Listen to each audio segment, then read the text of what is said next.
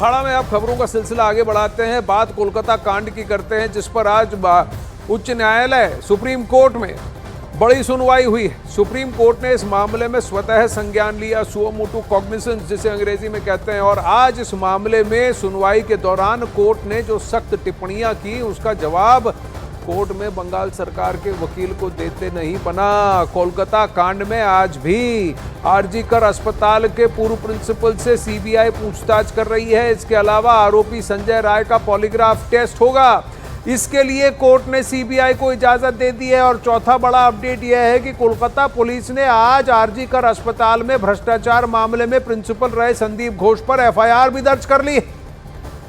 वहीं कोलकाता में डॉक्टर से रेप और मर्डर केस को लेकर आज माननीय उच्च न्यायालय ने सख्त टिप्पणी की। सुप्रीम कोर्ट ने कहा कि इस केस में अस्पताल ने देरी से एफआईआर दर्ज कराई। सुप्रीम कोर्ट ने यह भी कहा कि जब अस्पताल में डॉक्टर के पेरेंट्स नहीं थे तो एफआईआर दर्ज कराने की जिम्मेदारी अस्पताल की थी। सुप्रीम कोर्ट ने इस केस पर सुनवाई करते हुए कहा कि एक अस्पताल में रेप का मामला नहीं है, बल्कि डॉक्टरों की सुरक्षा का सवाल है। सुप्रीम कोर्ट ने डॉक्टरों की सुरक्षा के लिए नेशनल टास्क फोर्स के गठन का आदेश भी दिया। यह टास्क फोर्स देश भर में डॉक्टरों की सुरक्षा के उपायों के लिए सुझाव भी देगी। विक्रांत इस वक्त हमारे साथ जुड़ रहे हैं। विक्रांत, सख्त टिप्पणियां की गई। चीफ जस्टिस डीवाई चंद्रचूड़ की अगुवाई में यह बेंच बैठा था और इस बेंच ने कई सारी बातें बंगाल सरकार को खरी खोटी सुनाई है। देखिए बिल्कुल आनंद, सुप्रीम कोर्ट ने कई सख्त टिप्पणियां भी की और आमतौर पर आप जानते ही हैं कि अगर किसी मामले में हाई कोर्ट कोई कॉग्निजेंस ले लेता है तो आमतौर पर सुप्रीम कोर्ट उस पर कॉग्निजेंस नहीं लेता। लेकिन इस मामले में हाई कोर्ट ने सीबीआई जांच का आदेश भी दे दिया था, उसके बावजूद सुप्रीम कोर्ट ने कॉग्निजेंस लिया। यह दिखाता है कि सुप्रीम कोर्ट इस घटना को लेकर कितना गंभीर है। और अब सुप्रीम कोर्ट ने यह भी साफ कर दिया है कि यह सिर्फ एक अस्पताल के में एक डॉक्टर के साथ रेप या बलात्कार का मामला नहीं है। अब देश भर के अस्पतालों की पर नजर सुप्रीम कोर्ट की है। और कोर्ट का साफ ये कहना है कि जिस तरीके से हम देख रहे हैं कि देश भर में डॉक्टर प्रदर्शन कर रहे हैं, अब सुप्रीम कोर्ट ने ये साफ कर दिया है कि देश भर के जितने भी सरकारी डॉक्टर अस्पताल हैं, उन सब का डाटा इकट्ठा करवाया जा रहा है। क्या वहां पर सिक्योरिटी के इंतजाम है, किस तरीके के सीसीटीवी वहां पर लगे हुए हैं, यानी जो काम राज्य सरकारों को करना चाहिए, स्वतः करना चाहिए, वो अब सुप्रीम कोर्ट करवाने जा रहा है। एक और बात जो बहुत ही महत्वपूर्ण मुझे दिखाई दे रही है आज की सुनवाई के दौरान,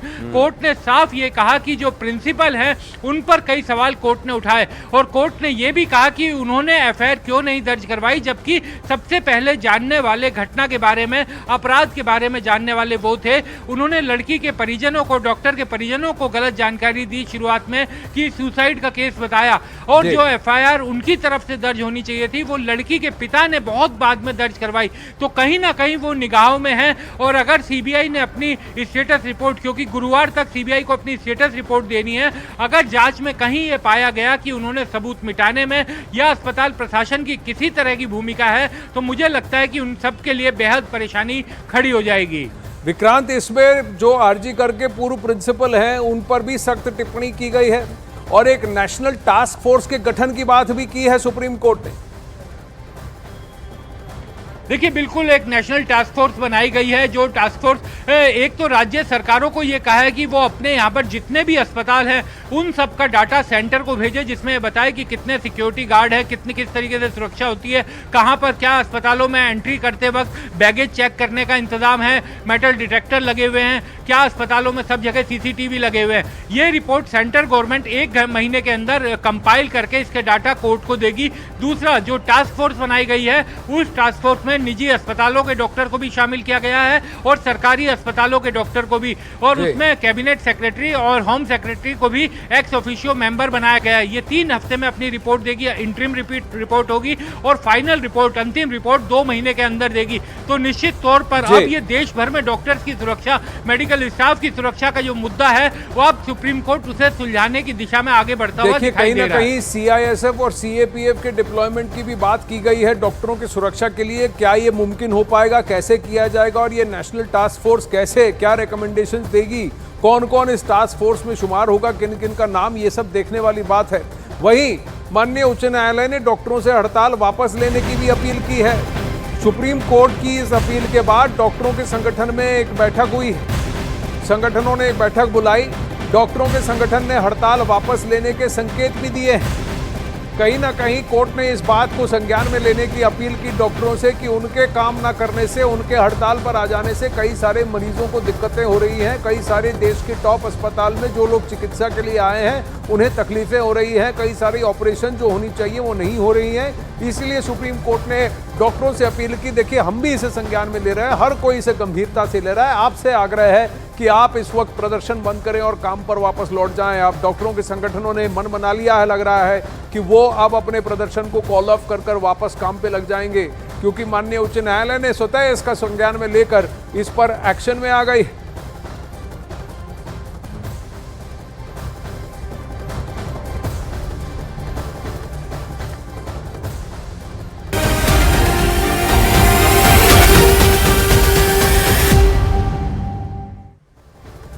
अब बात करते हैं इस मामले में सीबीआई जांच की। सीबीआई जांच पर अब तक का अपडेट पहले देख लेते हैं। सबसे पहली बात कि सीबीआई की टीम आज आरोपी संजय राय का पॉलीग्राफ टेस्ट कराएगी।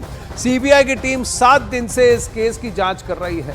सीबीआई की टीम आज भी पूर्व प्रिंसिपल संदीप घोष से भी पूछताछ कर रही है, जबकि सीबीआई की टीम ने अस्पताल का 10 से ज्यादा बार मुआयना भी कर लिया है। यही नहीं, वारदात वाली जगह की 2 बार 3D लेजर स्क्रीनिंग भी हुई। कल डॉक्टर बिटिया की माता पिता से सीबीआई ने बात की, जबकि डॉक्टर की डायरी के फटे पन्नों की तहकीकात तेज हो गई। उधर घटनास्थल पर 10 से ज्यादा लोगों के पैरों के निशान मिले हैं, जबकि डॉक्टर के साथ खाना खाने वाले डॉक्टरों की भूमिका की जांच भी की जा रही है। वहीं अस्पताल स्टाफ भी सीबीआई की जांच के दायरे में है। क्या चल रहा था इस अस्पताल के अंदर जिसकी वजह से यह कांड किया गया? क्या छुपाने की कोशिश की गई? किसको डराने की, धमकाने की कोशिश की गई? बहुत सारे प्रश्न हैं। वहीं कोलकाता रेप और मर्डर में आरजी कर मेडिकल कॉलेज के तत्कालीन प्रिंसिपल संदीप घोष से आज फिर सीबीआई पूछताछ कर रही है। संदीप घोष को सीबीआई ने पूछताछ के लिए सुबह बुलाया, जिसके बाद संदीप घोष सीबीआई ऑफिस पहुंचे और वहां पर उससे 5वें दिन भी फिलहाल पूछताछ जारी है। सोमवार को संदीप घोष से सीबीआई ने 13 घंटे पूछताछ की। उनसे 4 दिन से पूछताछ चल रही है।